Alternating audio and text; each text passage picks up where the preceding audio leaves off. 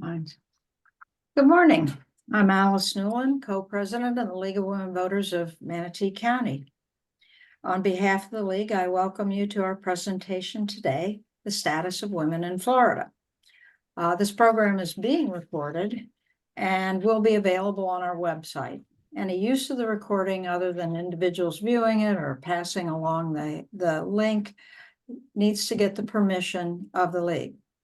At the end of the presentation, our speakers will be taking questions.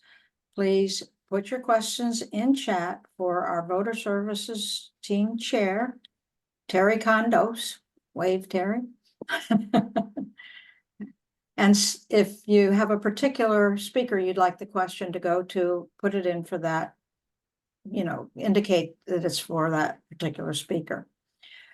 From Seneca Falls Convention in 1848 to the founding of League of Women Voters, when in 1920 with the impending votes for women, getting the right to vote in 1920, to the Equal Rights Amendment first filed in 1923, it is obvious that women have unique social, legal, and human rights concerns.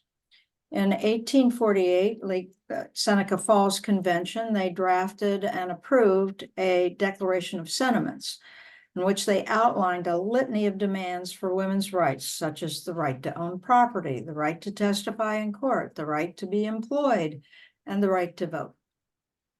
When the League of Women Voters was founded, they established a mission and a nonpartisan position, which is the same today. But they also established a legislative platform with reforms such as eliminating child labor, healthcare for women and children, fair wages, and the right to citizenship for women. Believe it or not, in 1920, if you married someone who was not an American citizen, you lost your U.S. citizenship. And what can I say about the Equal Rights Amendment? It's more than 100 years now that it keeps coming up in our legislature. Very simple. Women have equal rights, and we still don't have it. So today we're going to look at the current status of women, and tomorrow, the legislative session begins. So leave taking them to review some of the recent Florida legislative changes that impact women in particular, and what bills are likely to be reintroduced in 2024. Taking both parts. Impact. Yeah, if it's in that case. Hey, Margie, I think you need to mute. You can, Terry, you can mute people. If you look at the top on the, I just muted Margie, so thanks. We are very pleased to have two excellent and qualified speakers, Ashley Brown and Leave Coleman. We also know they're brilliant because they're both members of the League of Women Voters of Manatee County. So Ashley Brown started her career in manufacturing, working for Westinghouse Electric, and then moved to Florida in 1999 when Ohio Transformer in Palmetto recruited her to be their planning manager. Ashley started volunteering with the Women's Resource Center in the year 2000 as a computer tutor. In 2002, Ashley decided to make a career move and became the Women's Resource Center Finance and Development Manager, and in November of 2003, she became the Executive Director. Ashley participates in other opportunities for leadership development and service, including Leadership Florida, Cornerstone Class 31, Regional Council, Board of Directors, and Program Chair for the 2022 and 23 Cornerstone Class of 40. She's part of Leadership Manatee, board member of Sarasota Women's Alliance, board member of Ringling College, Library Association, past chair of RCLA Town Hall, and former board member of the League of Women Voters of Manatee County. Our second speaker, yes, thank you, Ashley. Our second speaker is Dr. Leif Coleman. Leif is a political science professor at the University of Tampa. She received her PhD in political science from the University of Wisconsin in Madison and her BA in government and Eastern Asian languages and literatures from Smith College in Massachusetts. Dr. Coleman received a teaching award for excellence from the College of Social Science, Mathematics, and Education in 2011 to 2012. She's a member of the Marine and Mike Mansfield Foundation, U.S.-Japan Network of the Future, and a former candidate for the Florida State House. We all know she's very politically active too. So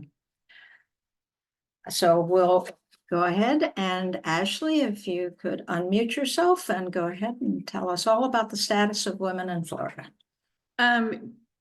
Good afternoon. We're into afternoon. I'm so happy to be with you all today. And as we get started, I just wanted to give you an overview of how our presentations are going to dovetail beautifully. I'm going to kind of set the stage of what's the reality for women and families in terms of economic opportunity and economic realities, and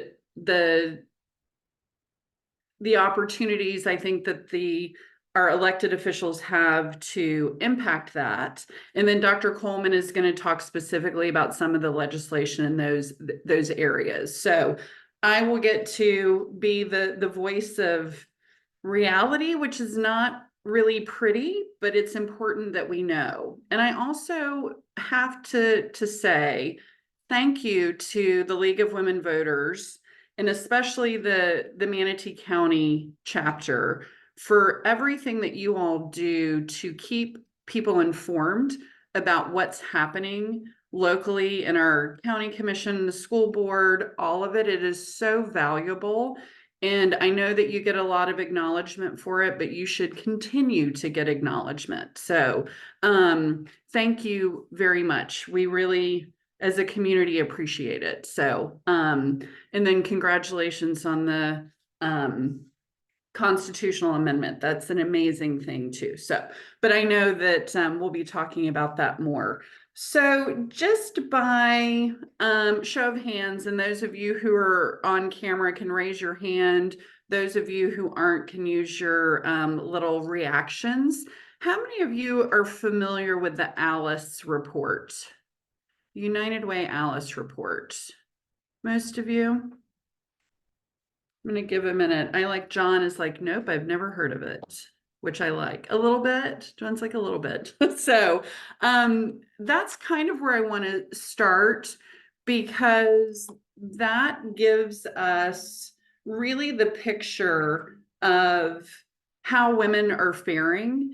United Way, and I'll give a really brief description of the ALICE report, and I am going to start my timer because I get a little passionate about the things I talk about, and I want to make sure I don't get too passionate and they're having to mute me.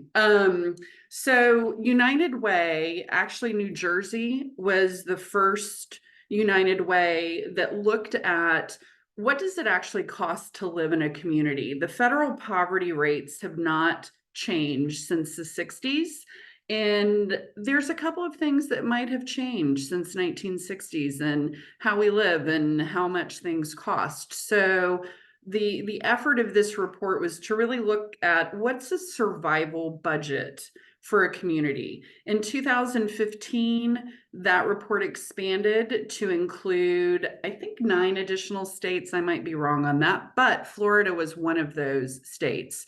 And for us at the Women's Resource Center, it was just a wonderful moment of saying that this is who we talk about a lot. This is a lot of the clients we see. It's people that are above poverty, but aren't making enough to really thrive in our community. So that report was updated last year, and it really underlines again the number of women that are living in economic insecurity, and women are overrepresented in poverty and in the ALICE population. As a state, 45% of residents live below the ALICE threshold. In our community in Manatee County, it's about 41%. And in Sarasota County, it's about 38%. To give you an idea of what the survival budget is, it's $29,412 for a single person in Manatee County. And then if you're a family with 2 kids in school and then 1 in preschool childcare, it's $72,252 to survive in our community. Not surprisingly, single female head of households, 76% in our region live below the ALICE threshold. 76%. I think in Manatee County, it is 79%. Sarasota, it's a little lower. A lot of times I aggregate Sarasota and Manatee. Also, I think really interesting to note when you look at the 2 populations that struggle most, people under the age of 25 and people over the age of 65. So when you look at those target populations, it blends in an ever increasing issue of a population we see struggling are women over the age of 65. In 2018, AAUW in Sarasota partnered with the Community Foundation of Sarasota to do a report on the economic insecurity of older women in our area. And while this report was done in Sarasota, it is very transferable and very similar to Manatee County. Not surprisingly, the number of women over the age of 65 that are not making enough money is really, really high. It's 42% of women lived in economically insecure households. And there's a lot of things that go into that, including the number of women who are caregivers that step out of the workforce to care for whether it's children, aging parents, a sick spouse, that they're not paying into Social Security during that time period. So their retirement income is less than that of our male counterparts. And then when we look at the cost of living, and I want to talk a little bit about what are the contributing factors to the economic insecurity for women and families. When we look at our community, affordable housing is huge. The lack of options for affordable housing is problematic from the young professionals to retirees. When you look at not only the cost of rent, there's a lot of landlords that have had annual leases that are choosing to do vacation rentals and transition that way. The cost of insurance, which is another factor, is increasing rents, and it's also increasing HOA fees. So if you as a retiring woman moved into a community and you could afford the HOA fees 20 years ago, I can speak from personal experience. We have a condo where my mom has been, and we bought it in 2020, and the quarterly maintenance fees have increased $900 since 2020. So when you're looking at, if you are a single retired person on a fixed income, $900 a quarter is a pretty significant swing to have to make. So you kind of look at the affordable housing. We can't ignore the issue with insurance that's feeding into that. Opportunity for higher paying jobs. In the state of Florida, our labor force is really skewed towards service and tourism industry. And the reality is that of the 20 most common occupations in our state, 70% pay less than $20 an hour. So of the top 20 occupations, 70% pay less than $20 an hour. And you cannot survive on $20 an hour. Inflation is something that has been an issue over the last several years. In the state of Florida, they're projecting that 2023, that it's 8.1% inflation in the state. That's about double compared to the national average. So when you just look at the day-to-day cost of groceries, gas, all of that plays into it. Childcare is another issue specific to really women and families. We found during the pandemic that even though even in dual parent households, caretaking and childcare really fell to women. So along with everything else, it was the teaching kids at home and managing that. In the state, through federal monies, a lot of dollars were put into really bolstering childcare centers, early education, all of that, which has helped some, but it's a dual problem within the childcare industry. One, it's lack of people working in childcare, and the wages are not historically great. So there's been a lot of work done to bolster salaries, do bonus retentions, all of that. But the cost of childcare is huge, and the affordability of childcare is an issue. And when we talk about these things, they're really community issues. It's and it's a business issue. The Florida Chamber Foundation put out a report at the end of 23, and we are going to share links to these reports for you guys, that the economic impact to the state of Florida for either inconsistent or lack of childcare is over $5 billion with a B, $billion. So these are not just poor families that are struggling. It's our businesses are struggling because people have to take off from work if their kids are sick and they don't have access to childcare. And it's the people that are working sometimes 1, 2, 3 jobs trying to keep things afloat that are being impacted by it. So, you know, when we look at insurance, affordable housing, childcare, all of those, inflation coming together really are a perfect storm of more people struggling rather than more people making progress.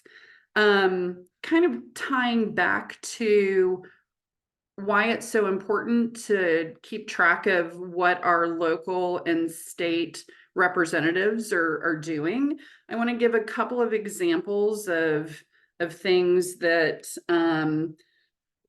that are important to keep track of. In Sarasota County, in the last budget session, the county commissioners were proposing to cut funds for Early Learning Coalition, which were pass-through funds, a big portion from the state to local, as well as other programs that were serving low-income families.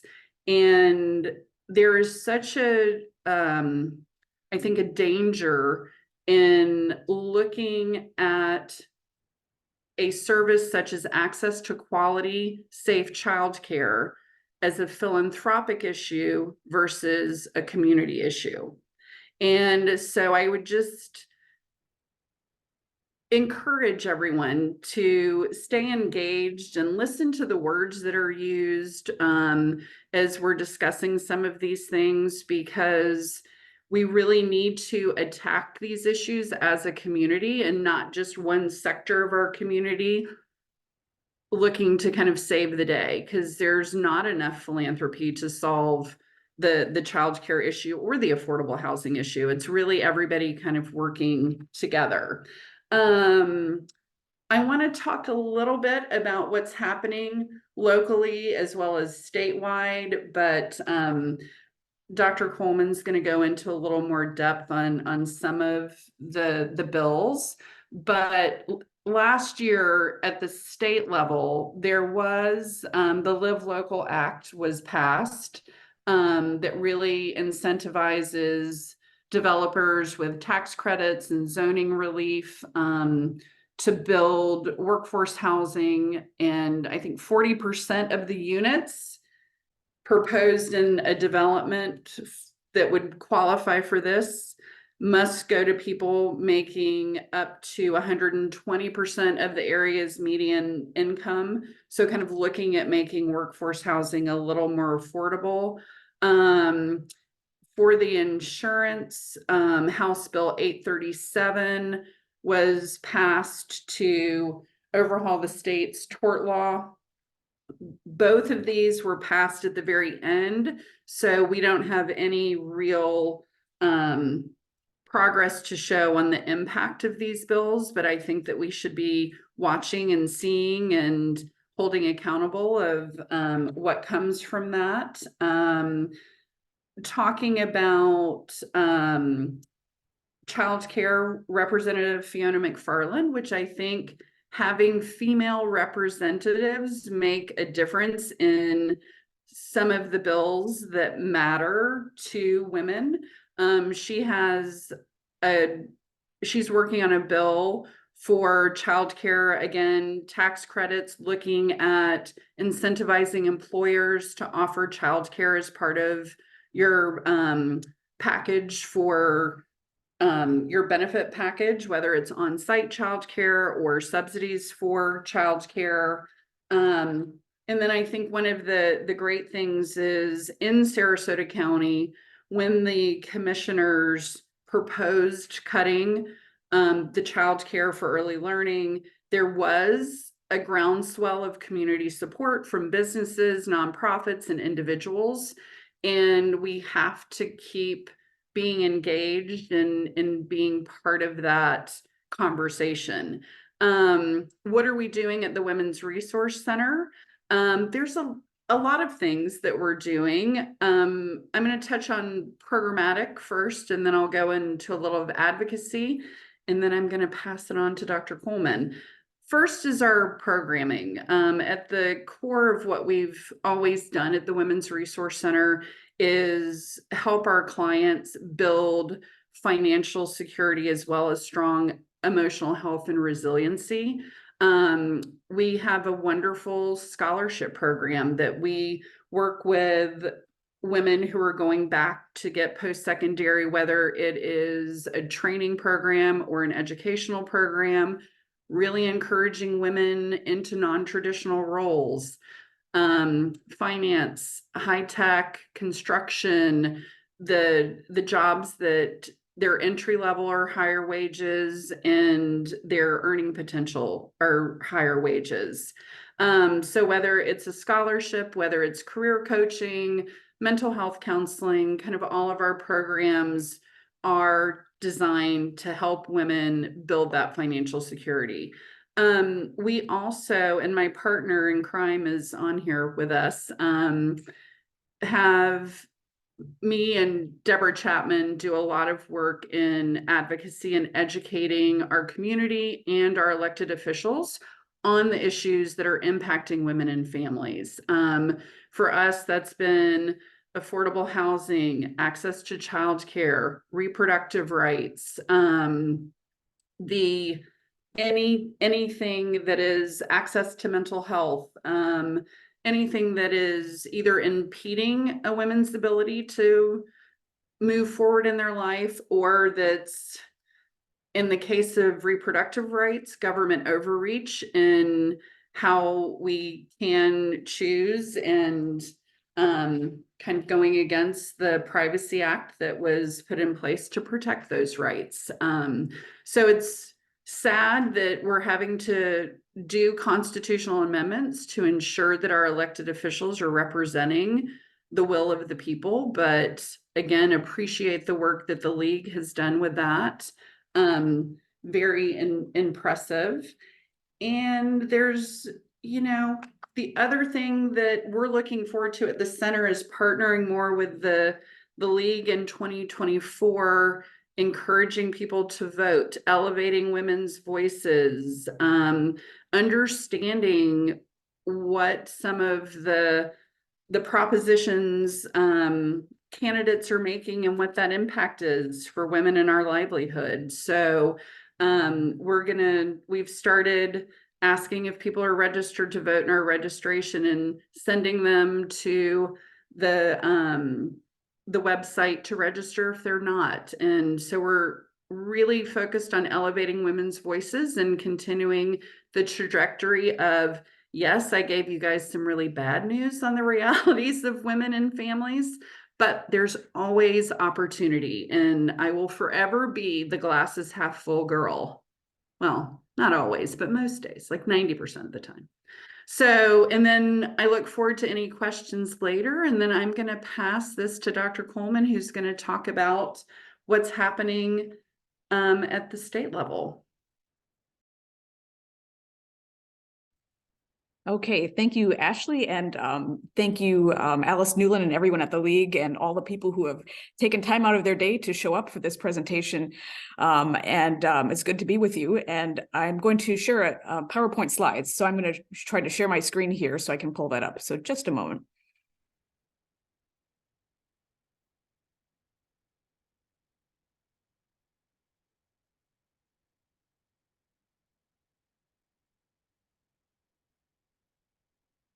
Okay, so hopefully you can see this. Okay, so I'm going to be talking today about the Florida legislature and the status of women in Florida. And I'm going to first provide a little bit of background about recent trends in representation of women in the Florida legislature. And then I'll briefly discuss some legislation that's had direct bearing on the status of women in Florida in the last couple of years, as well as legislation that I'm aware of for this next session. There may be things that I'm not aware of. There are so many bills. It's also can be hard to figure out which bills are more likely to be passed than other ones. There are some indications of what those factors are, but there's always a lot on the table, and sorting through that agenda can be tricky sometimes. In any case, for recent years in the Florida legislature, I'm happy to report that there are increasing representation of women in the Florida legislature.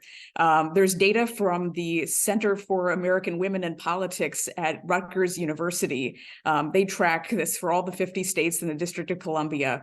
And you can see that after the 2022 election, the number of women in the Florida legislature went from 40 to 50. And that gains were mostly within the Republican Party, and that the number of women had gone from 17 to 25 for Republican women and 23 to 25 for Democratic women in the Florida legislature, encompassing both the House and the Senate.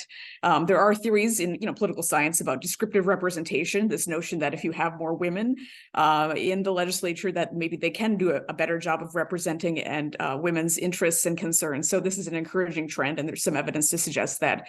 There are also some studies that show that women are more collaborative, especially in working with each other on initiatives in the legislature. legislature too, especially across party lines. So that's actually a very encouraging thing to see. You can see on the next slide some of the specific percentages given in the legislature. This is data from 2023 by the National Council on State Legislatures, Conference on State Legislatures. There are 40 state senators, 16 of whom are women. So that's 40% in the state Senate. For the state house, there are 120 representatives and 50 of them are women. So that means it's 41.7% representation of women in the state house. For the Florida legislature in total, there's 160 representatives total between the two and 66 women, which equates to about 41.3%. And again, this is data as of sometime in 2023. I know there have been a special election or two since that time, so the percentages at this very moment might be slightly different, but this is basically where it is. How is Florida doing compared to other states in the United States and the District of Columbia? There's a graph here by the National Conference on State Legislatures. And so Florida, if you see there's different kind of 5 different color gradations of the level of women's representation. The state with the highest women's representation is Nevada with 60.3% of legislators who are women. The lowest representation is West Virginia, which has only 11.2% of legislators who are women. And Florida is actually one of the better states. You know, it's in the, I don't know what the ranking is, but it's one of the better states actually for representation of women. And again, I think it's improved quite a bit in the last couple of years. So I also want to highlight some women who are in leadership positions in the Florida legislature. For the Florida Republican Party, of course, Republicans have a supermajority in the legislature right now. And the current Senate president is Republican Kathleen Passidomo. So she's a very powerful position in the state Senate, obviously. She's from Naples, and this will be her last, the 2024 session will be her last in the Senate president role. In the Florida Democratic Party, even though they're in the minority status right now, or super minority status right now, both of their leaders in the state House and the state Senate are women. For the state House, it's Fentress Driscoll of the Tampa area and Senator Lauren Book from the Atlantic Coast side. And they are both outspoken leaders for the Florida Democratic Party in its minority position. I also wanted to point out, though, that even though we have some notable women in leadership positions right now, the trend lines are not great, to be honest. There's an article from the Florida Phoenix that analyzed some of the leadership positions in committees as chairs or vice chairs of Florida committees. And this is a good way to see who the likely next generation of leaders will be in the Florida legislature as speaker or Senate president and so forth. And it's the representation isn't as good at the committee chair level. It doesn't match the level of women who are in the legislature. So, or much less the population, something like 30% or so of chairs. It's about 30% in both the House and the Senate of the chairs are women. And again, overall, the representation is closer to 40% women. So they're just not quite as senior right now. And of the most important committees, we don't see a lot of women leading the most important committees like appropriations. There are no appropriations committee chairs who are women. There is the other important committees would be like the Rules Committee, again, not many women, and the Finance and Tax Committees. There is a representative, Senator Ana Maria Rodriguez of Monroe and Miami-Dade is vice chair of the Finance and Tax Committee for 2024, who might be an upcoming leader given her position there. Also in the leadership positions going forward, though, the Republican Party always does kind of do these votes way ahead of time. So you know exactly who'll be the Speaker of the House and Senate President far in advance. The next speaker will be a man, Representative Daniel Perez of Miami-Dade. The next Senate leader will be Senator Ben Albritton. But there is in the 2028, if Republicans continue and looks likely to continue to have a lead in the House, if in 2028, Representative Jennifer Kennedy of Polk County is looks like that she has the votes for being possibly a speaker leader in 2028. So that would be one high profile position of a woman, but otherwise women seem to be lagging in some of these committee leadership roles. I want to highlight some legislative accomplishments or passages of legislature. I guess you can make your own decision about the value of these initiatives as we go through them. But these are just some recent things that caught my attention that bear on the status of women in Florida that have come through the pike in the last couple of years. So one is family leave for state employees. This was passed. This is a very kind of bipartisan friendly initiative passed in 2023 for families after the birth of a new baby or an adoption or the beginning of a foster or legal guardianship relationship. And it provides, before this was this legislation was passed, if you were a state employee, of course you were eligible for the Family and Medical Leave Act provisions, which would be unpaid leave, like 3 months of unpaid leave. And there were also state employees who would cobble together sick days and things like that to get some kind of time off paid for a birth of a child. But this is a much better benefit. It provides for 7 weeks of paid maternity leave for the mother. It provides for 2 weeks of paid parental leave for fathers and partners. The mother can also take, as I understand, the parental leave. So it could be a combined 9 weeks of paid leave for mothers. And they can also use up to 4 weeks of sick leave in the first 12 months or so.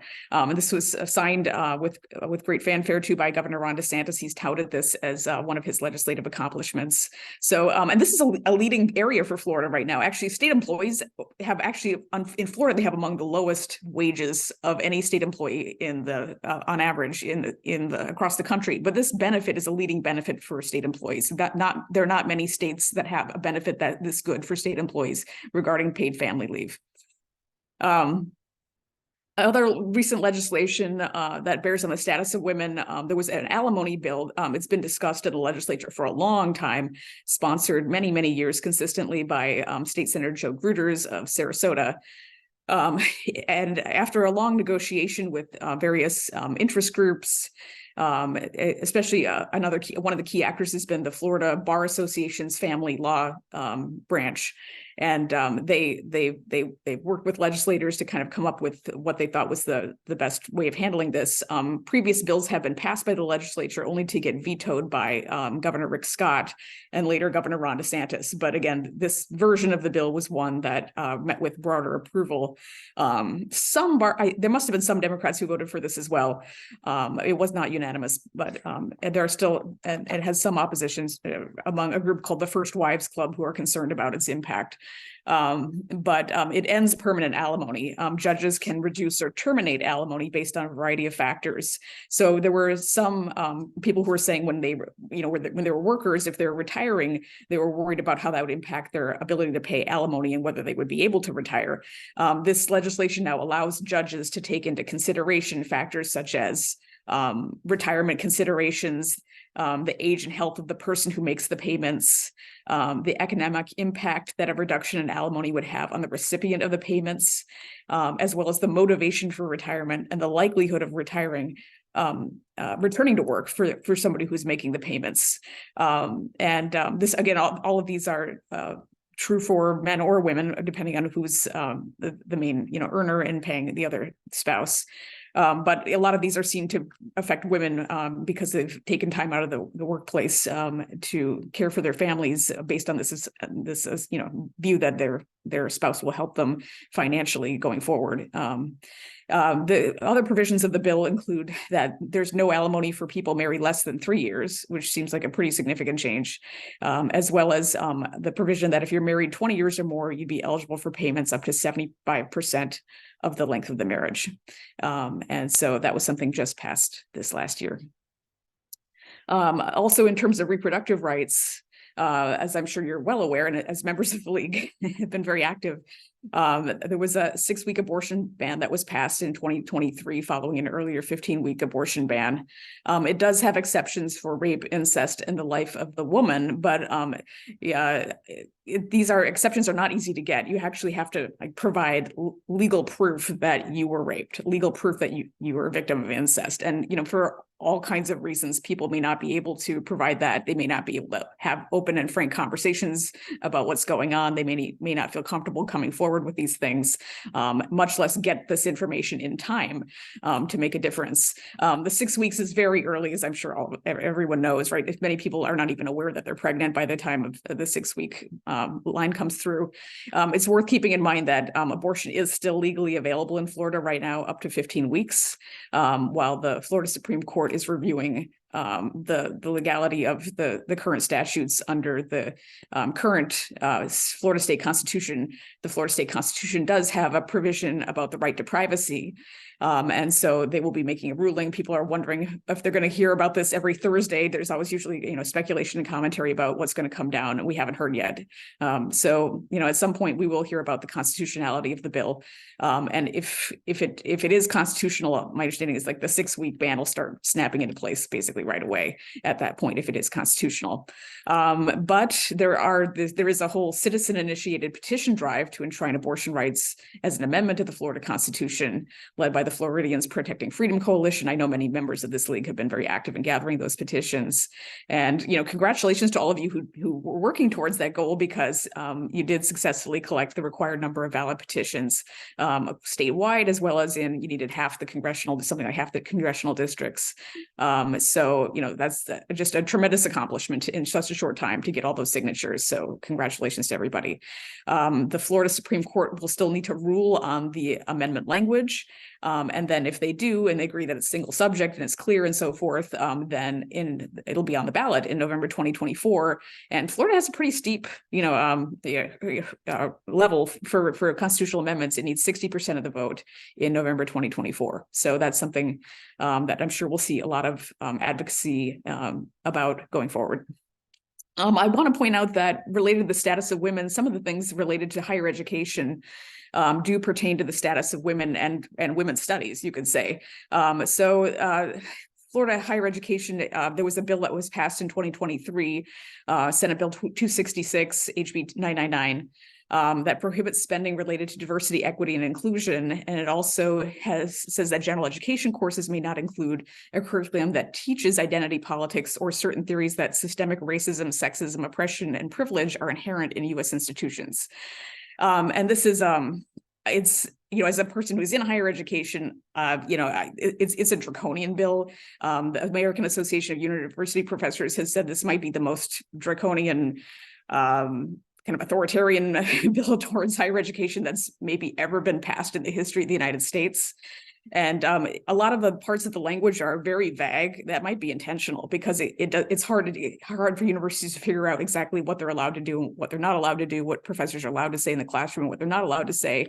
The official position of the state government related to the State Stop Woke Act for higher education has said that university professor speech in the classroom is government speech. That basically what university professors say is the government line, which just it can't be. You can't have a meaningful course discussion when you have to toe the government line, and so it's a profound violation of academic freedom. But for the status of women, it means that gender studies has been in the kind of crosshairs, so to speak, in particular. And as we saw locally at New College of Florida, the Board of Trustees has taken steps to abolish the gender studies program. And what it means to teach identity politics, in general education courses, the Florida Board of Governors is going to have to provide more guidance, and I'm sure they will be providing more guidance about what that means.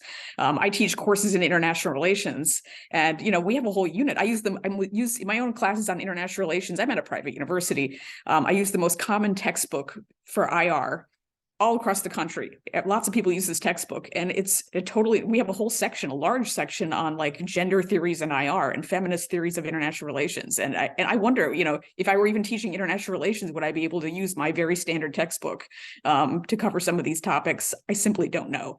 But again, it doesn't affect people at private universities, but it's a huge concern.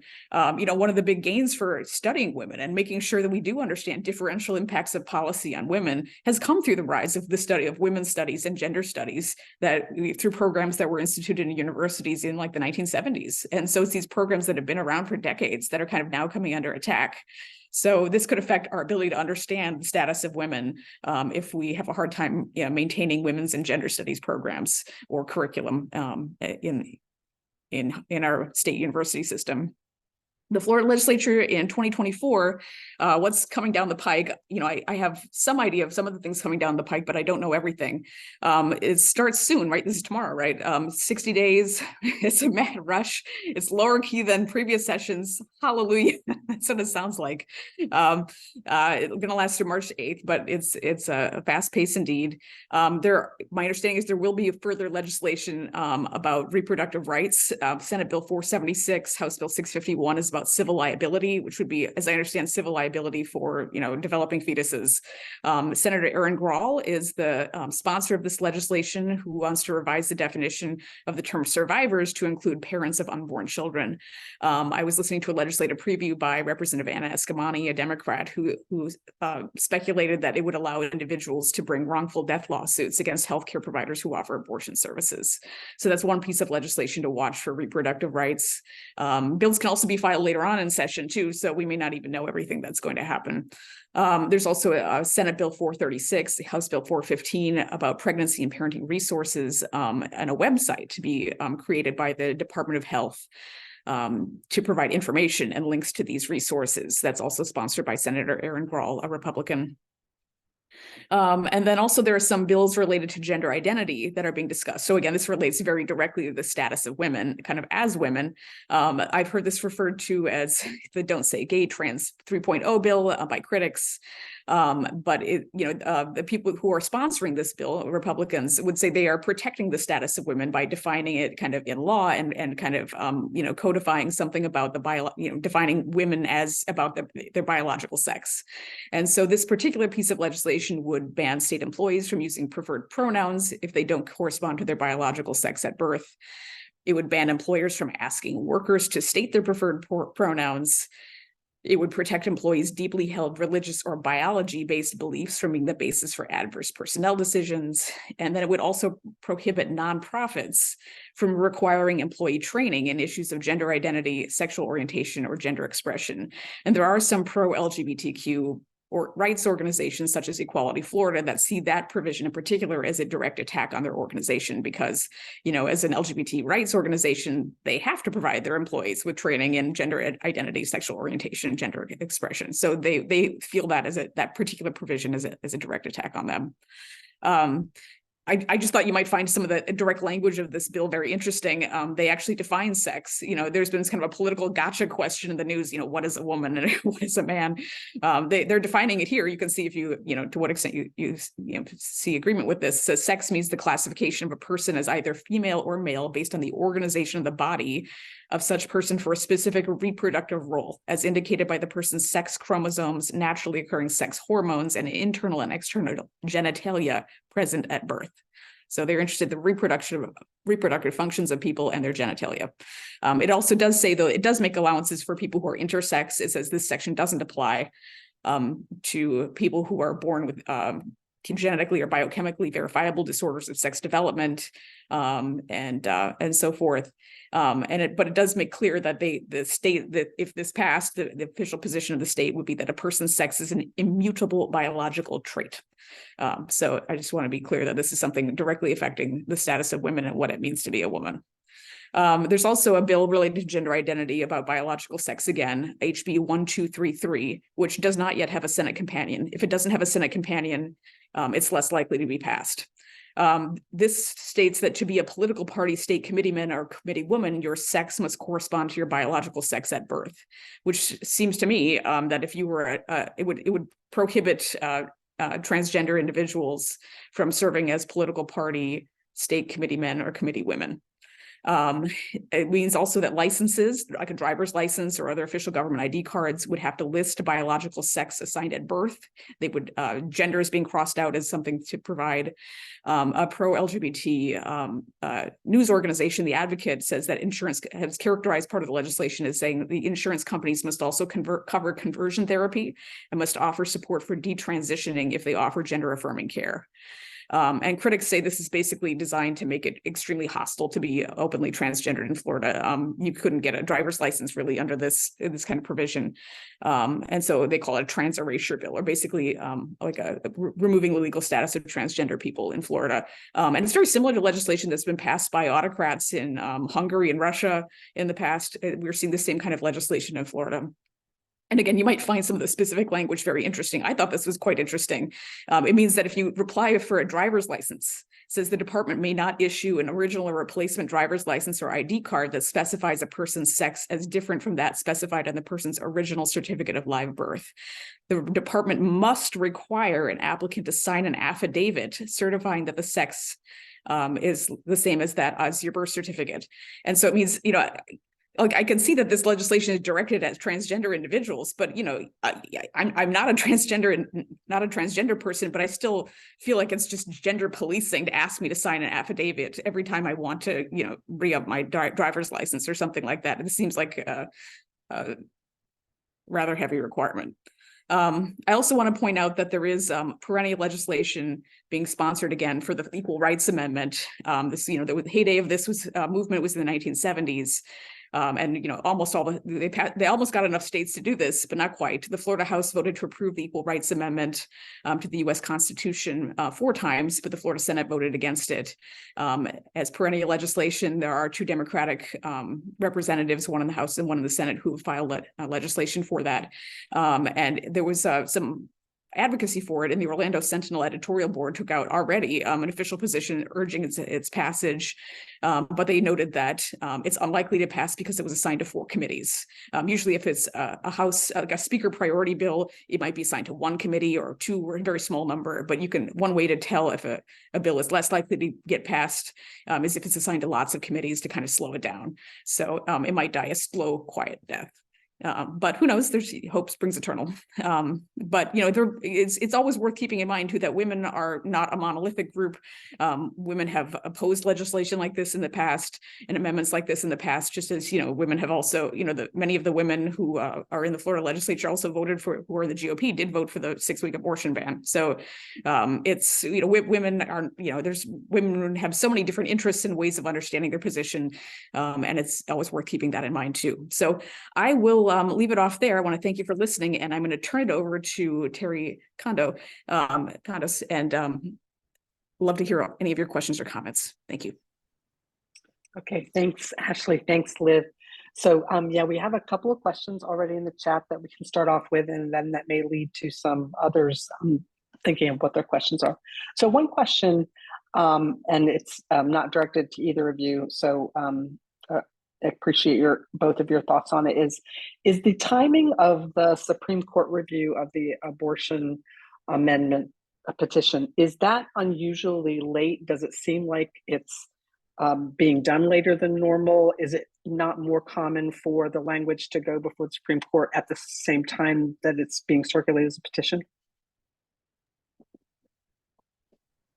I do not have experience to answer that. All I can say, and then hopefully Dr. Coleman does, I do know the amount of care that was taken on who was on the committee to structure the language around the amendment to ensure the passage through. But I can't answer the question on the timing. To be honest, I'm not sure either on the timing. I do know that the legal threshold for which the Florida Supreme Court could start reviewing the language was after something like, maybe a quarter of the signatures collected or something like that. It could have been done. It could have been done at an earlier stage. I don't know if it's typical or normal or not, though. I don't have a basis for comparison. But would it be fair to say, because I think this is true, that even though the Supreme Court isn't hearing those arguments of the 7th, they are clear on the timeline for them to make a decision in order for it to get on ballots. So I think even though it might feel like it could have been done earlier, it'll happen, right? I think the concern probably is if they disapprove it, then the time that it would take to then appeal it to, to then a next level. Right. Yeah. Okay. I believe it's the end. It's by April 1st that they have to have a decision. Yep. Okay. The next question really has to do with one of the bills, Leaf, that you were talking about, State Bill 476 and 651, and Representative Escamani's interpretation or expectation that this would allow individuals to file suit. And the question is this a toothless kind of political ploy, or is there actually something potentially there in terms of the legal status of being a survivor in that context? I don't know enough, and I'm not a lawyer, so it's hard to say, but I would say that there is a movement within the pro-life legal community to try to create the legal status for fetuses or unborn children. I mean, I think that's a clear movement that the more that they get laws that support that, the more cases they can build up here and across the country. I think that's a kind of a key goal of the pro-life movement, is to have civil rights status eventually for fetuses or unborn children. Thank you. So we still have 5 minutes, so people can throw additional questions into the chat. I'm going to ask a question from me. In each of your opinions, I'm sure this is going to be like a difficult Sophie's choice, but what would be the most important piece of legislation that you think needs to be taken on, and on which there needs to be progress in this upcoming session?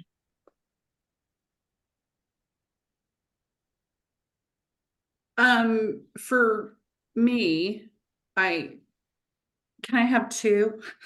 Two? Yes, you can. Because I think that they've made it clear that the affordable housing and insurance, they feel the bills that they passed last year have enough teeth that they want to see the results. So I don't think there's going to be movement there. So I think childcare is huge. And, I think the abortion ban is huge. Can I tie those? Okay, please.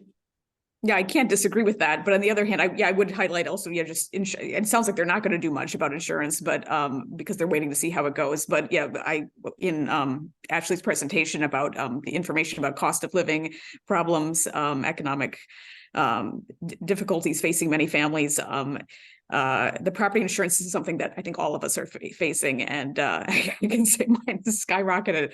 It's killing us. So I think a lot of us would benefit, whether a person's a homeowner or a renter or anything, any kind of position. That seems really critical for living in Florida, for people. And of course, it affects women's economic security, but it also affects all of us. Yeah. Families. Well, and I will say, I don't like the answer that they feel like they've done enough and they want to see how it plays out. I think that's very, talk about the glass half full of it's going to solve it. So I think we'll be around to that again. Well, thank you both. Yeah, thank you both. These are really great presentations, gave us a lot to think about. And I really like a lot of the bringing together of not just the status of women and women directly, but women legislators and how we're doing on that. And that representation is so important. I would ask everyone, and thank you both. It was a wonderful presentation. I'd like to ask everybody to not forget to visit our website, lwvmanatee.org, for future events. Our next hot topics at noon on Friday the 12th is particularly timely. We see the presidential attention to the presidential election starting to really ramp up. And there's this worry that we're going to again see somebody become president that does not win the popular vote. We are having a presentation on national popular vote, which is a way that we would get whoever wins the popular vote to become the president without doing a constitutional change, which has been tried really hard. We'll not only learn about it, but we'll also have somebody that was critical to getting it passed in Minnesota. And we will have Deb talk about our legislature and where we are with that in there. So please check the calendar, lwvmanatee.org/calendar, for other events and meetings of our very, very active action teams and committees. And with that, thank you.